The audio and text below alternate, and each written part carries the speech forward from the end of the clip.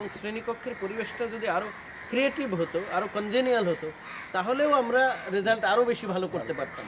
এবং পিটিআই স্কুলগুলো বা ব্র্যাক স্কুলগুলোতে অনেক মনোযোগ দিয়ে এবং এই কাজটা করা হয়। এই যে চর্চাটা শিক্ষক শিক্ষার্থীদের আমরা দেখেছি বাচ্চাদের দ্বারা সৃষ্টি, তাদের লেখা, তাদের ছবি যদি দেয়ালে টানিয়ে দেওয়া হয়, তারা কিন্তু অনেক আগ্রহী আনন্দ বোধ করে যে তাদের একটা সৃষ্টিকে স্বীকৃতি দেওয়া হলো। এবং অন্য শিশুরাও কিন্তু দেখে যে আমার কোনো সৃষ্টি যদি এখানে দেওয়া হতো তাহলে আমি মজা পেতাম। কিন্তু এই বিষয়টা আমরা সাধারণত স্কুলগুলোতে দেখি না যে তাদের বাচ্চাদের সৃষ্টিকে স্বীকৃতি দেওয়া হয়েছে। সুতরাং ব্র্যাক স্কুল কিংবা পিটিআইয়ের স্কুল, যেটা সবচেয়ে ভালো করছে পিটিআইয়ের স্কুলগুলো, সেটাতে সেই বিষয়গুলো প্রাধান্য দেওয়া হয়, একটা গবেষণামূলক কাজ করা হয়, অর্থাৎ অ্যাকশন লার্নিংয়ের বিষয় আছে শিক্ষকদের জন্য। সেই জন্য ভালো করছেন বলে আপনার মনে করেন? সেটা নিশ্চয়ই একটা ফ্যাক্টর। ম্যাডাম বলেছেন ওই যে দুটো ফ্যাক্টর, সেটা বিষয়। এবং আমি মনে করি যে প্রাথমিক বিদ্যালয়ে কিন্তু শিশুরা যে সমস্ত ছবি আঁকছে, কবিতা লিখছে অথবা তার কোনো লেখা, সেগুলো কিন্তু আমরা টাঙিয়ে দিচ্ছি। এমনকি যে প্রি প্রাইমারি শুরু করেছি সেই শ্রেণীতে তারা যা কিছু কাজ করছে তার সেগুলোকে রেখে দেওয়া হচ্ছে। ওই শিশুরা দেখতে পারে যে তার একটা কাজ ওখানে আছে। তাকে কখনোই শ্রেণীকক্ষে পড়াবার জন্য এই স্বরে আতে অতে অজগর এসব শেখানোর পদ্ধতি নেই এখন। চেষ্টা করা হচ্ছে, কিন্তু একটা মনে রাখতে হবে যে শিক্ষায় গুণগত মান পরিবর্তন একদিনে সম্ভব নয়, আপনাকে ক্রমান্বয়ে যেতে হবে। আমার শিশুর মধ্যে যে বিদ্যালয়ে উপস্থিতির যে ভীতিটা ছিল, আমি মনে করি এই শিশু শ্রেণী চালু করা এবং সেখানে তাদেরকে এইভাবে খেলতে খেলতে শেখার যে পদ্ধতি অবলম্বন করা হচ্ছে, এটা যে আরও একটু ভালো করে করতে পারি, অতিরিক্ত কিছু টিচিং লার্নিং ম্যাটেরিয়াল দিয়ে তাকে শেখাতে পারি, আমি মনে করি এগুলোকে আরও কাটিয়ে তার শুরুটা যদি ভালো হয়, আস্তে আস্তে তার এই ভীতি কেটে যাবে, আরও ভালো করতে পারবে বলে আমি মনে করছি। আমি আসলে শিক্ষার্থীদের অংশগ্রহণের বিষয়টা, তারা কিন্তু আমাদের এটা মনে করার কোনো কারণ নাই যে আমাদের শিক্ষার্থী বা আমাদের এই যে দরিদ্র পরিবার থেকে উঠে আসে এদের কোনো মেধার কোনো অভাব আছে, এটা কোথাও না, আমরা দেখছি। ম্যাডাম, খুব একটা ইম্পর্টেন্ট কথা আপনি তুলেছেন। আমরা প্রায় আমাদের সমাজে বলতে শুনি যে মেধাবী ছাত্র বা ছাত্রী।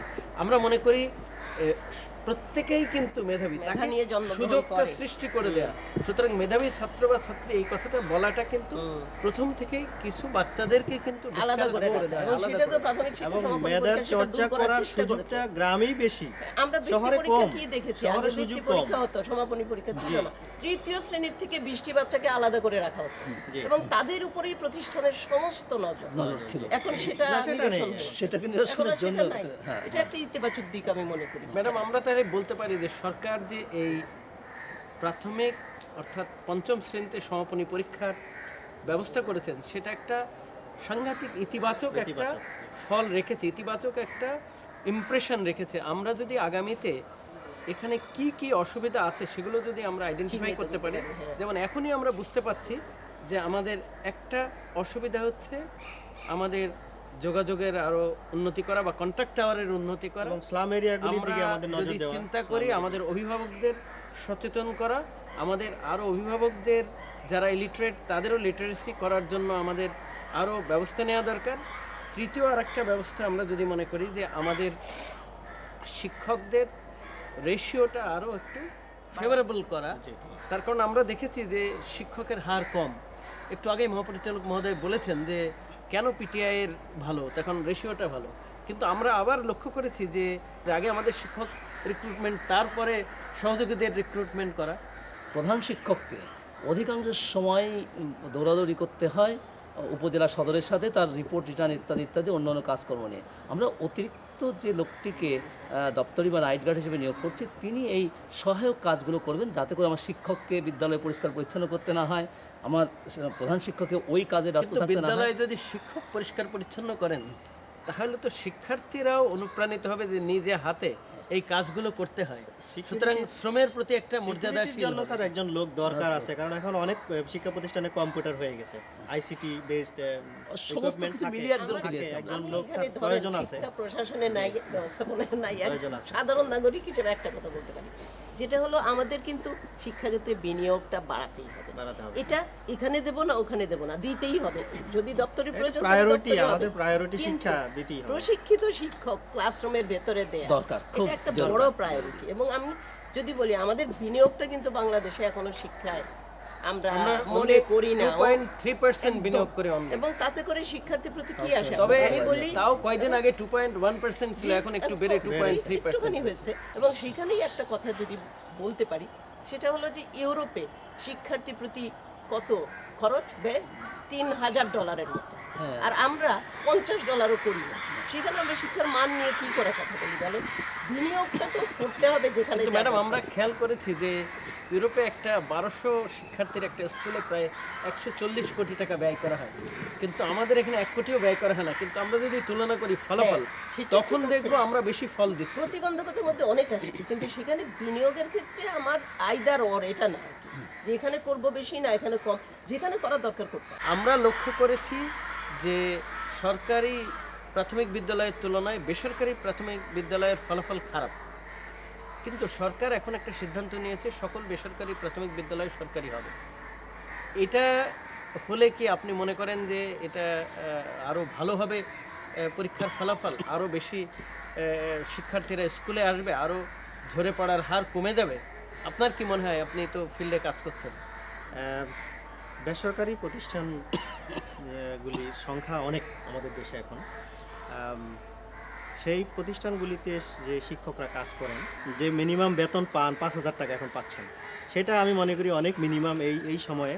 এবং শিক্ষকরা যদি তার চাকরির নিশ্চয়তাটা হয়ে যায়, তার বেতন ভাতাটা সাফিসিয়েন্ট হয়, আমি মনে করি তাদেরকে প্রশিক্ষণ ঠিকমতো আমরা দিতে পারি, সেখানে শিক্ষার মান বৃদ্ধি পাবে। এবং সরকারের এই পদক্ষেপটা যুগান্তকারী একটি পদক্ষেপ। আমরা দেখছি যে এখানে আর্থিক কোনো সংশ্লিষ্টতা নাই, কিন্তু এই পরীক্ষা পদ্ধতি চালু করার জন্য ম্যানেজমেন্ট কিন্তু অনেক বেশি ইকুইপড হয়েছে। এখন বুঝতে পারছে কোন স্কুল ভালো করছে, কোন স্কুল খারাপ করছে, কোন স্কুলকে আরও সহায়তা দিতে হবে, কোন স্কুলকে আরও পরামর্শ দিতে হবে, কোথায় যোগাযোগ ব্যবস্থা ভালো করতে হবে, কোথায় কন্ট্যাক্ট টাওয়ার আরও ভালো করতে হবে। তো ডিজি মহোদয়, আপনি কি মনে করেন যে এই প্রাথমিক সমাপনী পরীক্ষা শুরু হওয়ার পরে আপনি কি মনে করছেন আপনার একটা বাড়তি বোঝা চেপেছে, না এর জন্য আপনার এই প্রাথমিক শিক্ষার গুণগত মান উন্নয়নে আপনাকে ব্যাপকভাবে সহায়তা করছে? কারণ আমরা দেখেছি যে সেকেন্ডারি পরীক্ষার কিংবা এসএসসি পরীক্ষার জন্য 7টা বোর্ড আছে, তারপরেও কারিগরি বোর্ড আছে, মাদ্রাসা বোর্ড আছে, কিন্তু এখানে আমরা দেখছি যে আপনার কোনো বোর্ড নেই, আপনার একটা ডাইরেক্টরেট আছে, জনবলও কম আছে, তারপরেও আপনার শিক্ষার্থীর সংখ্যা প্রায় 3 গুণ মাধ্যমিকের। তো আপনি যে কাজটা করছেন এটাতে আপনার সুবিধা হচ্ছে, না বাড়তি একটা বোঝা হিসেবে আপনার উপর চাপিয়ে দেওয়া হয়েছে? আপনাকে ধন্যবাদ। আমি আপনার এই প্রশ্নের জবাবে একটু পরে আসছি। একটু প্রথমে বলেন, আপনি যে প্রশ্নটা করেছেন যে রেজিস্টার্ড বেসরকারি প্রাথমিক বিদ্যালয়গুলোকে সরকারি করাতে ড্রপ আউট কমবে কিনা, এর গুণগত মান বাড়বে কিনা, সেই বিষয়টা বলি যে আমরা কিন্তু আমাদের সংবিধানেই এই একমুখী শিক্ষার অঙ্গীকার করেছি সবার জন্য, সমস্ত প্রাথমিক বিদ্যালয়ের জন্য। সেই অর্থে রেজিস্টার্ড এবং সরকারি বিদ্যালয় এবং অন্য বিদ্যালয়ের মধ্যে যে পার্থক্য, সেটা নিরসন করতে সাহায্য করবে। মাননীয় প্রধানমন্ত্রী যে অভিপ্রায় ব্যক্ত করছেন, যেটা সেই ঘোষণার মাধ্যমে হবে, আপনি নিজেও সেই মিটিংয়ে উপস্থিত ছিলেন। আমি মনে করি এটা করলে ড্রপ আউট কমে আসবে এইভাবে যে একই শিশু সরকারি বিদ্যালয়েও এনরোল্ড আছে, আবার রেজিস্টার্ড স্কুলে আছে। কারণ রেজিস্টার্ড স্কুলে 150 জন শিশু না থাকলে বিদ্যালয়ের স্বীকৃতি থাকে না বা শিক্ষকরা এটা পান না, সেইটা নিরসন হবে। আমি মনে করি সেটা ব্যাপকভাবে সাহায্য করবে। অর্থাৎ আপনারা কোন কোন কারণে একটা স্কুল ভালো করছে না বা কোন কোন কারণে ভালো করছে, সেই বিষয়গুলো আপনারা এখন বুঝতে পারছেন সুনির্দিষ্টভাবে, এবং সেইগুলো অন্য অন্য স্কুলে প্রয়োগ করে শিক্ষার মান আরও বাড়ানোর চেষ্টা করছে। এবং অভিভাবক, এসএমসি, পিটিএ সবাই অনেকখানি দায়িত্বশীল আছে, আরও হওয়া দরকার। মনে করি বিশেষভাবে সবাইকে ইনভলভ করা দরকার। যে আজকে শ্যামল এই অধিদপ্তরে যোগদান করার পর নতুন একটা জিনিস চালু করেছে। এই জিনিসটা আপনার সময় আমরা একসাথে একত্রে চিন্তা করেছিলাম, তার বাস্তবায়নের এবং এই সিস্টেমটা ডেভেলপ করার সম্পূর্ণ ডিজি মহোদয়ের কৃতিত্ব। বিশেষভাবে আরও ধন্যবাদ জানাই যারা জাহাঙ্গীর সাহেবের মতো যারা মাঠে কাজ করছেন, তারা বিষয়টাকে ইমপ্লিমেন্ট করছেন। তাদের নলেজটা আমরা যদি কাজে লাগাতে পারি, আগামী দিনগুলোতে আরও আমরা শিক্ষার দিকে, প্রাথমিক শিক্ষার দিকে এগিয়ে যাব। আমরা আশেপাশের অনেক দেশের তুলনায় আমাদের এনরোলমেন্ট বেড়েছে, আমাদের গুণগত মানও আগামীতে আরও অনেক বাড়বে, এবং আমরা আশা করব যে আমাদের এই প্রাথমিক শিক্ষা সমাপনী পরীক্ষার যারা বিরুদ্ধে বলেন, অনেকেই বলেন যে পৃথিবীর কোথাও নাই, এটা আসলে ঠিক না। আমি নিজে দেখেছি, আপনারা দেখেন আমেরিকাতেও এটা আছে, এবং আমরা দেখেছি বিশ্বের অনেক দেশে কিন্তু এটা আছে। আপনারা যদি ইন্টারনেটে ঢুকে আপনারা যে কোনো সময় ব্রাউজ করে দেখতে পারেন। এবং ইন্টারেস্টিংলি আমি দেখেছি যে শুধু না, আয়ারল্যান্ডে 1929 সালে চালু হয়েছিল এবং তাদের পাশের হার ছিল 60 থেকে 70 ভাগ, কিন্তু আমরা দেখছি আমাদের পাশের হার প্রায় 100-র কাছাকাছি। আমরা দেখছি যে কেনিয়াতে, আমরা দেখছি নাইজেরিয়াতেও, কিন্তু সেখানেও পাশের হার কম, আমাদের পাশের হার কিন্তু অনেক বেশি। সুতরাং আমরা আগাচ্ছি, আমরা এগোতে থাকব এবং আগামী দিনগুলোতে আমরা যার জন্য সবাই বলি যে শিক্ষার গুণগত মান ভালো করা, তার দিকে আমরা দ্রুত গতিতে এগিয়ে যাব এবং আমাদের প্রাথমিক পর্যায়ের ফলাফল যখন ভালো হবে, গুণগত মান যখন ভালো হবে, তখন আমাদের মাধ্যমিক পর্যায়ে গুণগত মান ভালো করার জন্য আমরা আরও বেশি একটা ভিত্তি প্রস্তুত করব। প্রিয় দর্শকবৃন্দ, আজকে আমরা এখানেই শেষ করতে চাই। শেষ করার আগে সবাইকে ধন্যবাদ দিয়ে এবং আগামী অনুষ্ঠান দেখার আমন্ত্রণ জানিয়ে আমি এখানেই বিদায় নিচ্ছি।